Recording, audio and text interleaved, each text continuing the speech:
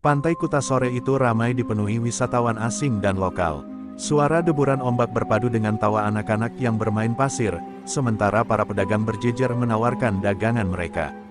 Di antara keramaian itu, berdiri seorang gadis muda bernama Adisri, penjual gantungan kunci sederhana yang terbuat dari kerang laut. Meski dagangannya kecil dan murah, tangannya terampil menyusun warna-warni kerang menjadi hiasan unik yang banyak disukai turis. Adisri dikenal ramah. Senyum manisnya selalu menyambut siapapun yang mendekati lapaknya. Namun di balik kelembutannya, tersimpan sesuatu yang tidak pernah orang lain tahu. Ia bukan hanya gadis biasa, melainkan pewaris sebuah ajian kuno yang jarang dimiliki siapapun, ajian Brahma Kumbara, warisan turun-temurun dari kakeknya yang dulu seorang pendekar sakti. Sejak kecil, Adisri telah diajarkan cara menjaga hati dan mengendalikan diri. Ajian itu hanya boleh digunakan ketika benar-benar terdesak, bukan untuk pamer kekuatan atau menindas orang lain. Karena itu, ia tumbuh sebagai sosok sederhana yang memilih hidup dari keringatnya sendiri, menjajakan gantungan kunci di tepi pantai. Tidak ada yang menyangka bahwa gadis penjual kecil itu menyimpan kekuatan besar. Hari itu, sinar matahari mulai meredup ke arah barat, menandakan sore semakin tua. Adisri membereskan sebagian dagangannya, bersiap menutup lapak. Namun dari kejauhan, ia melihat sekelompok pria bertubuh besar berjalan ke arahnya. Wajah mereka keras, mata mereka liar, dan langkah mereka penuh keangkuhan. Orang-orang di sekitar mulai berbisik, itu Bian dan anak buahnya. Bian dikenal sebagai preman pantai yang suka memalak pedagang kecil. Banyak yang takut padanya, karena sekali saja menolak, dagangan mereka bisa dirusak atau bahkan lapak mereka diusir paksa. Bian memang beringas, dan tidak pernah ada yang berani melawan. Kehadirannya di sore itu membuat beberapa pedagang buru-buru menutup jualannya dan pergi. Adisri tetap berdiri tenang, matanya menatap tajam ke arah rombongan itu, meski hatinya sedikit berdebar. Ia sudah menduga bahwa cepat atau lambat, Bian pasti akan menargetkannya. Dagangannya yang selalu laris mungkin membuat preman itu merasa iri sekaligus ingin mendapatkan bagian. Langkah Bian semakin dekat, wajahnya menyeringai licik, tangannya mengepal, dan suara teriakan kecil terdengar dari beberapa pedagang yang ketakutan. Namun Adisri hanya menarik napas dalam-dalam. Ia tahu, hari ini adalah awal dari sesuatu yang besar, awal dari sebuah pertarungan antara keserakahan dan kebenaran. Dan di sanalah, dengan ombak yang menggelegar sebagai saksi, perjalanan Adisri sebagai penjaga pantai Bali sebenarnya baru dimulai. Bian berjalan mendekati lapak Adisri dengan langkah berat dan penuh kesombongan. Tubuhnya tinggi besar, penuh tato, dan wajahnya selalu menyeringai seakan dunia ini miliknya. Di belakangnya, 4 orang anak buah mengikuti dengan gaya tak kalah garang, membuat suasana pantai yang semula ramai berubah tegang. Orang-orang yang tadinya bersantai segera menyingkir, tak ingin berurusan dengan preman paling ditakuti di pesisir itu. Cantik juga daganganmu laris ya, kata Bian dengan nada mengejek sambil menendang pasir ke arah lapak Adisri. Pasti banyak duit kan, kalau mau aman, setor aja sama gue. Anggap saja uang keamanan. Suaranya keras, membuat beberapa pedagang lain hanya bisa menunduk, pura-pura tidak melihat. Adisri memandangnya tanpa gentar. Aku hanya berjualan gantungan kunci, Bang. Uang hasil jualan ini untuk makan sehari-hari. Aku tidak bisa sembarangan menyerahkan begitu saja. Ucapannya tegas, meski lembut. Hatinya berdegup kencang, tapi ia tahu kebenaran harus diucapkan. Bian tertawa terbahak-bahak, suaranya seperti menggetarkan udara di sekitar. Hahaha, berani juga mulutmu, pedagang, lain aja nurut, masa kamu enggak? Ia mendekat lebih rapat, mencondongkan wajahnya ke arah Adisri, matanya menyala dengan ancaman. Kalau kamu bandel, jangan salahin gue kalau gantungan kunci murahanmu ini gue injak sampai hancur. Anak buah Bian ikut bersuara, menyoraki dan mengejek. Beberapa bahkan pura-pura menginjak pasir di dekat lapak Adisri, membuat turis asing yang lewat segera mundur karena takut terjadi keributan. Situasi makin panas, namun, Adisri masih duduk tenang, meski tatapannya mulai berubah lebih tajam. Jangan coba-coba mengancamku, Bian, kata Adisri lirih tapi penuh wibawa. Seketika Bian terdiam sepersekian detik, merasakan ada sesuatu yang aneh pada ucapan gadis itu. Suara Adisri seakan bergema, membawa getaran yang membuat bulu kuduk merinding.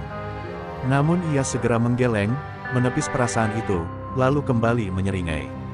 Ah, sok berani kau. Teriak Bian seraya menjatuhkan satu gantungan kunci dari meja dagangan Adisri ke pasir. Pedagang lain mulai cemas, menutup mulut sambil mengintip dari jauh. Mereka tahu, sekali Adisri melawan, ia bisa bernasib sama dengan pedagang lain yang lapaknya pernah dihancurkan Bian.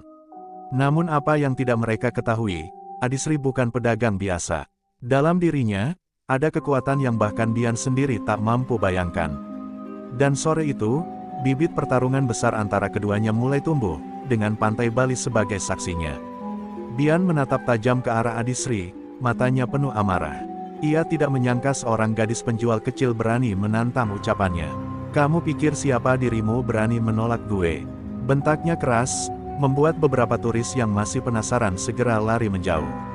Ombak yang menggulung di kejauhan terdengar semakin keras, seakan ikut menambah suasana mencekam sore itu. Adisri tetap duduk di tempatnya, tidak bergeming sedikit pun. "Aku hanya pedagang kecil, Bian. Tapi aku tidak takut dengan ancamanmu. Aku mencari nafkah dengan jujur, bukan untuk kau rampas seenaknya." Suaranya tenang, tapi setiap kata terdengar tegas, seperti hantaman palu yang menusuk hati siapapun yang mendengarnya. Anak buah Bian segera bereaksi. Salah satu dari mereka melangkah maju, hendak menendang meja dagangan Adisri. Namun sebelum kakinya menyentuh meja, Adisri berdiri dengan cepat, gerakannya ringan namun penuh wibawa. Ia menatap lurus ke arah pemuda itu, dan entah kenapa pemuda itu mendadak gemetar, seperti ada beban tak terlihat menekan tubuhnya. Bian melihat kejadian itu, alisnya berkerut. Ia merasa ada sesuatu yang tidak wajar pada gadis ini. Tapi gengsi sebagai preman membuatnya tidak mungkin mundur. Ia justru melangkah lebih dekat, berdiri tepat di depan Adisri, lalu mendorong dadanya dengan kasar. "Jangan sok kuat di depan gue, kalau nggak mau celaka," teriaknya. Adisri menahan dorongan itu tanpa bergeser. Mata indahnya berubah lebih tajam, bibirnya terkatup rapat, seolah ia sedang menahan sesuatu yang besar dari dalam dirinya agar tidak meledak. Ia masih ingat pesan kakeknya, ajian Brahma Kumbara bukan untuk kesombongan, hanya untuk melindungi kebenaran. Namun saat itu juga, dagangan Adisri yang berupa gantungan kunci keran jatuh berserakan di pasir akibat ulah anak buah Bian. Hatinya panas, kesabarannya nyaris habis. Ia menunduk, memungut satu gantungan kunci yang terinjak pasir, lalu menatap Bian dengan sorot mata berbeda. Mata itu bukan lagi milik gadis penjual biasa, tapi mata seorang pewaris ilmu besar. Kerumunan pedagang lain yang menonton dari jauh mulai berbisik. Mereka terkejut melihat keberanian Adisri. Tidak ada satupun yang pernah berani menolak Bian, apalagi berdiri tegak di hadapannya. Satu demi satu orang mulai mendekat sedikit, ingin tahu apa yang akan terjadi selanjutnya. Dan di saat itu, untuk pertama kalinya, Bian benar-benar merasakan bahwa berhadapan dengan Adisri bukanlah hal yang mudah. Ia mulai menyadari bahwa pertemuan sore itu bukan sekadar pemalakan biasa, tapi awal dari sebuah pertarungan yang akan mengubah segalanya. Bian mengepalkan tangannya, urat di lehernya menegang. Ia merasa harga dirinya diinjak oleh seorang gadis penjual kecil. Dengan suara menggelegar, ia berteriak, "Hei, kalian semua, hancurkan lapak ini biar dia tahu siapa penguasa pantai." Suaranya menggema, membuat para pedagang lain menjerit kecil dan mundur menjauh, tak ingin ikut terseret dalam keributan. Anak buah Bian langsung bergerak. Dua orang melangkah ke kiri, siap merobohkan meja kayu kecil tempat gantungan kunci Adisri dipajang. Sementara yang lain menyiapkan diri, seolah menunggu aba-aba untuk menyerang. Wajah mereka penuh tawa mengejek, merasa bahwa seorang gadis lemah tak mungkin bisa melawan mereka semua. Namun Adisri berdiri tegak, menatap satu persatu wajah preman itu. Ada hawa tak biasa terpancar darinya, ketenangan yang justru membuat beberapa anak buah Bian tiba-tiba merasa ragu. Meski begitu, rasa takut mereka tertutupi oleh gengsi dan perintah sang pimpinan. "Kalau kau hancurkan barang daganganku," kata Adisri dengan suara pelan namun jelas terdengar, "itu artinya kau menantang sesuatu yang tak akan bisa kau kendalikan." Kata-katanya bagai cambuk. Bian justru makin geram, merasa dipermalukan di depan anak buah dan pedagang lain yang menonton dari jauh.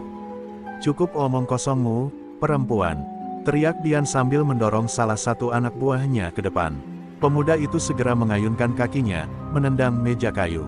Namun, entah mengapa, sebelum tendangan itu mendarat, ia terpental mundur seperti ada dinding tak terlihat menghalangi. Tubuhnya jatuh ke pasir, wajahnya pucat pasi. Anak buah lainnya terkejut. Mereka menoleh ke arah Bian, menunggu aba-aba selanjutnya. Beberapa di antara mereka mulai berbisik, merasa ada sesuatu yang aneh dengan gadis penjual itu. Tapi Bian tidak mau kalah gengsi. "Dasar pengecut, kau semua maju, jangan kasih ampun," bentaknya. Suasana pantai makin tegang. Ombak bergulung lebih keras dari biasanya, angin sore berhembus kencang, membuat bendera kecil penanda pantai berkibar liar. Para pedagang hanya bisa menyaksikan dari kejauhan, jantung mereka berdegup kencang, tak percaya seorang gadis bisa membuat Bian sampai sekesal itu. Adisri menarik napas panjang, tangannya mengepal di sisi tubuh. Ia tahu, kesabarannya akan segera diuji. Jika Bian terus memaksa, ajian Brahmakumbara yang selama ini ia sembunyikan mungkin akan bangkit dengan sendirinya. Dan ketika itu terjadi, Pantai Bali akan menjadi saksi kekuatan warisan leluhur yang tak pernah terbayangkan. Bian menggeram, wajahnya merah padam. Ia tidak bisa menerima kenyataan bahwa seorang gadis kecil mampu membuat anak buahnya terhempas begitu saja. "Maju semua, hancurkan dia," teriaknya dengan suara lantang. 4 anak buahnya serentak mengelilingi Adisri, siap menyerang dari segala arah. Para pedagang yang menonton menahan napas, sebagian bahkan menutup mata, takut menyaksikan gadis itu dihajar ramai-ramai. Namun Adisri berdiri tegak di tengah lingkaran. Matanya terpejam, tubuhnya rileks. Ia merasakan amarah Bian dan anak buahnya semakin dekat. Di dalam hatinya, suara kakeknya terdengar bergema, "Saat kebenaran terancam, jangan takut melepaskan cahaya warisan leluhurmu." Kata-kata itu membuat keberanian Adisri menguat. Perlahan, bibir Adisri bergerak melantunkan mantra kuno. Suaranya lirih, namun terasa bergetar di udara, seolah setiap suku kata mengandung kekuatan tak terlihat. "Om Brahmakumbara," suasana sekitar mendadak hening sesaat, lalu angin bertiup lebih kencang, menerbangkan pasir ke udara. Tubuh Adisri mulai memancarkan cahaya kemasan samar, seperti sinar matahari sore yang jatuh di permukaan laut. Rambutnya berkibar, meski angin hanya berputar di sekitarnya.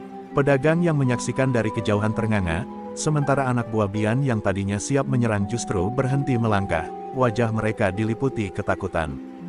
Bian terkejut, matanya melebar. Ia tidak mengerti apa yang sedang terjadi. "Apa-apaan ini?" teriaknya gusar. Tapi kata-katanya tenggelam oleh suara deburan ombak yang semakin besar, seakan alam pun ikut merespons bangkitnya ajian Brahmakumbara.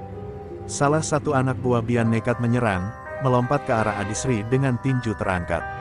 Namun begitu tangannya nyaris mengenai tubuh Adisri, cahaya kemasan itu memantulkan serangannya. Pemuda itu terlempar ke pasir, menjerit kesakitan sambil memegangi lengannya yang kaku seperti tertimpa beban berat. Adisri membuka matanya perlahan. Sorot matanya kini bukan lagi sekadar tatapan seorang gadis penjual gantungan kunci. Ada wibawa besar yang terpancar, membuat siapapun yang berani menatap langsung merasa ciut. "Aku sudah memperingatkanmu, Bian," katanya dengan suara yang menggema, "jangan ganggu pedagang kecil di pantai ini." Di detik itu, semua orang sadar, kekuatan yang tersimpan dalam diri Adisri bukanlah sesuatu yang bisa diremehkan. Ajian Brahmakumbara telah bangkit, dan Bian, preman pantai yang selama ini ditakuti, akan segera merasakan akibatnya. Bian menggertakkan giginya, melihat anak buahnya berjatuhan satu persatu membuat harga dirinya terkoyak. Ia melangkah maju dengan penuh amarah, menunjuk Adisri sambil berteriak, "Kalau anak buahku nggak bisa, gue sendiri yang akan melumatmu. Jangan kira aku takut sama trik sulap murahanmu itu." Suaranya menggelegar, tapi dalam hatinya ada rasa gentar yang berusaha ia tutupi. Adisri berdiri tenang, cahaya kemasan masih memancar halus dari tubuhnya. "Bian," ucapnya pelan namun jelas terdengar oleh semua orang, "kekuatan bukan untuk menindas. Kau sudah terlalu jauh. Jika kau masih memaksa, kau akan menyesal." Kata-kata itu justru membuat Bian semakin murka, seolah egonya dibakar api. Dengan teriakan keras, Bian melompat ke depan, mengayunkan tinjunya ke arah wajah Adisri. Namun sebelum pukulan itu mengenai sasaran, seberkas cahaya kemasan menahan tangannya. Seperti menghantam tembok baja tak terlihat, tinjunya berhenti di udara, membuat tulang lengannya bergetar hebat. Ia meringis, tak percaya kekuatannya seolah tak berarti apa-apa. "Arg!" Bian berteriak, mencoba memaksakan pukulannya. Ia mengerahkan seluruh tenaga, urat-uratnya menegang, namun cahaya itu justru memantulkannya ke belakang. Tubuhnya terhempas ke pasir, membuat jejak panjang sebelum akhirnya tersungkur. Para pedagang yang menonton bersorak kecil, kagum sekaligus lega. Tidak terima, Bian bangkit lagi. Kali ini ia mencoba menendang dengan sekuat tenaga. Namun hasilnya sama, tendangannya terpental, dan tubuhnya kembali jatuh, membuat pasir berhamburan ke udara. Nafasnya mulai tersengal, tapi gengsinya tidak membiarkan ia menyerah begitu saja. Anak buahnya yang tersisa hanya bisa menatap ketakutan. Mereka tidak berani lagi maju. Bahkan sebagian mulai mundur perlahan, meninggalkan sang pemimpin yang terus memaksakan diri melawan sesuatu yang jelas-jelas lebih kuat darinya. Adisri menatap Bian dengan sorot mata iba. Kau bukan lawan untukku, Bian. Berhentilah sebelum kau hancur oleh keserakahanmu sendiri. Suaranya bergema lembut, namun setiap kata terasa seperti petir yang menyambar hati Bian. Untuk pertama kalinya dalam hidupnya, Bian merasakan ketidakberdayaan. Semua kekuatan fisiknya, semua keberingasannya, tidak ada artinya di hadapan gadis penjual gantungan kunci yang ternyata menyimpan warisan leluhur sakti. Preman yang biasanya membuat orang lain tak berkutik, kini dialah yang lumpuh tak berdaya. Langit sore yang tadinya cerah mulai berubah. Awan gelap perlahan berkumpul di atas pantai, seakan menutupi cahaya matahari. Ombak yang semula bergulung tenang kini datang dengan keras, menghantam karang dan mengirimkan suara gemuruh yang membuat bulu kuduk merinding. Para wisatawan yang tadinya menonton dari kejauhan mulai panik, sebagian berlari menjauh, sementara pedagang lain hanya bisa terdiam terpaku. Adisri berdiri di tengah riuhnya alam yang berubah, tubuhnya dikelilingi pusaran angin kecil yang membuat pasir berputar di sekitarnya. Cahaya keemasan dari ajian Brahma Kumbara semakin terang, seakan terhubung langsung dengan kekuatan Laut Bali. Semua orang yang melihatnya tahu, ini bukan sekadar perlawanan seorang pedagang kecil, melainkan kebangkitan warisan sakti yang membuat alam pun ikut bersuara. Bian yang masih terengah-engah mencoba bangkit. Tubuhnya penuh pasir, wajahnya dipenuhi keringat dan kemarahan. Ia menatap ke arah Adisri dengan pandangan penuh benci, tapi dalam hatinya mulai muncul rasa takut yang tak bisa ia kendalikan. Apa kau manusia atau siluman? Teriaknya keras, suaranya hampir tenggelam oleh deru ombak. Adisri mengangkat tangannya perlahan, dan seketika angin berhenti sejenak, membuat suasana hening mencekam. Aku hanyalah manusia biasa, ucapnya tenang, tapi aku membawa ajian Brahma Kumbara, warisan leluhur yang menjaga kebenaran di tanah ini. Kau sudah terlalu lama menindas orang lemah, Bian. Hari ini, waktumu sudah habis. Seolah menjawab kata-katanya, ombak besar tiba-tiba menghantam bibir pantai lebih dekat dari biasanya. Air laut membasahi pasir, membuat semua orang yang berdiri terlalu dekat berlarian mundur. Bian yang sudah goyah hampir tersungkur kembali, wajahnya pucat pasi menyaksikan kedahsyatan itu. Anak buahnya yang tersisa tidak berani lagi mendekat. Mereka bersembunyi di balik lapak-lapak pedagang lain, sebagian bahkan sudah kabur meninggalkan pantai. Nama Bian yang selama ini ditakuti mulai runtuh di depan mata banyak orang. Preman itu kini bukan lagi sosok menakutkan, melainkan seorang pengecut yang ditelanjangi oleh kekuatan alam dan cahaya kebenaran. Para pedagang kecil yang menyaksikan mulai bersorak pelan, meski dengan suara gemetar. Mereka kagum, tak percaya seorang gadis penjual gantungan kunci bisa berdiri gagah menghadapi preman yang selama ini menguasai mereka. Hati mereka yang sempat tertindas kini seperti mendapatkan napas baru. Sementara itu, Bian terduduk di pasir, tubuhnya gemetar. Setiap kali ia mencoba berdiri, ombak besar kembali menggulung, seakan menghalangi langkahnya. Kini jelas, bukan hanya Adisri yang melawannya, alam Bali sendiri seolah menolak keberadaannya di sana. Ombak kembali surut perlahan, meninggalkan jejak busa putih di pasir. Suasana pantai masih tegang, namun cahaya keemasan dari tubuh Adisri mulai meredup sedikit. Ia menurunkan tangannya, lalu berdiri tegak dengan napas teratur. Para pedagang yang bersembunyi di balik lapak akhirnya berani keluar, menatapnya dengan mata terbelalak penuh rasa kagum. Dia, bukan gadis biasa, bisik seorang pedagang tua dengan suara gemetar.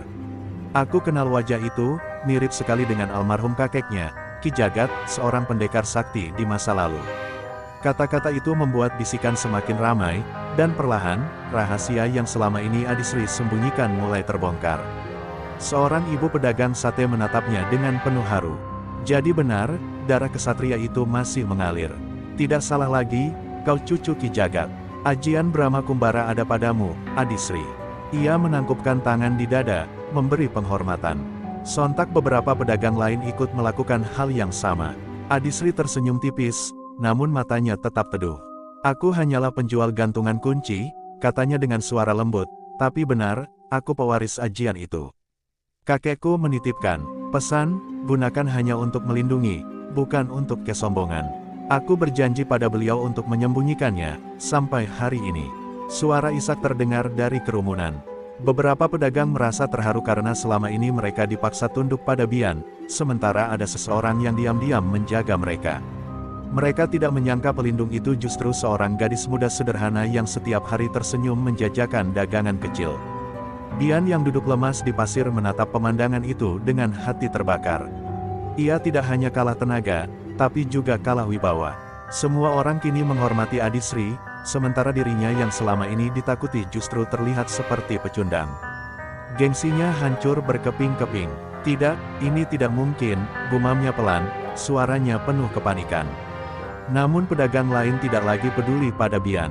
Mereka mulai mendekati Adisri, seakan ingin berlindung di bawah cahaya warisan Brahma Kumbara. Gadis itu telah menjadi simbol harapan mereka. Di sore itu, rahasia Adisri tidak lagi tersembunyi. Semua orang tahu bahwa di balik sosok sederhana penjual gantungan kunci, ada seorang pewaris ajian leluhur yang ditakdirkan menjadi pelindung pantai Bali. Bian duduk terpuruk di atas pasir, wajahnya pucat, matanya kosong. Nafasnya terengah, bukan hanya karena lelah bertarung, tapi juga karena hatinya mulai runtuh. Untuk pertama kalinya dalam hidupnya, ia merasa benar-benar tak berdaya. Semua keberingasan, gengsi, dan nama besarnya sebagai preman pantai seakan sirna di depan seorang gadis sederhana. Adisri mendekat perlahan, langkahnya ringan namun penuh wibawa. Setiap jejak kakinya di pasir terasa berat bagi Bian yang menatapnya. Ia menunduk, tak berani menatap mata bercahaya itu. Suara hatinya berteriak, kenapa aku kalah dari seorang gadis? Tapi, kenapa aku merasa wibawanya begitu besar? Aku sudah memperingatkanmu, Bian, kata Adisri dengan suara tenang, namun menggema di telinga semua orang. Keserakahan hanya akan menghancurkan dirimu sendiri. Kau pikir kau penguasa pantai ini, padahal kau hanyalah budak nafsumu. Ucapannya menusuk, membuat Bian menggertakkan gigi menahan rasa malu. Pedagang lain menatap dengan penuh rasa puas. Mereka sudah terlalu lama ditindas Bian, dan kini melihatnya dipermalukan terasa seperti keadilan yang akhirnya datang. Beberapa orang bahkan bersorak kecil, meski tetap menjaga jarak, karena mereka tahu detik ini adalah momen penting antara dua sosok yang bertolak belakang. Bian menunduk lebih dalam, tangan kasarnya mengepal, tapi kali ini bukan karena marah, melainkan karena menahan air mata. Aku salah, ucapnya lirih, nyaris tak terdengar. Lalu dengan suara yang lebih keras ia melanjutkan, aku lelah hidup seperti ini, Adisri. Aku lelah jadi preman yang hanya ditakuti orang. Ajari aku jalan kebaikan. Kerumunan terdiam. Tak ada yang menyangka Bian, preman garang yang selama ini ditakuti, kini bisa merendahkan diri seperti itu.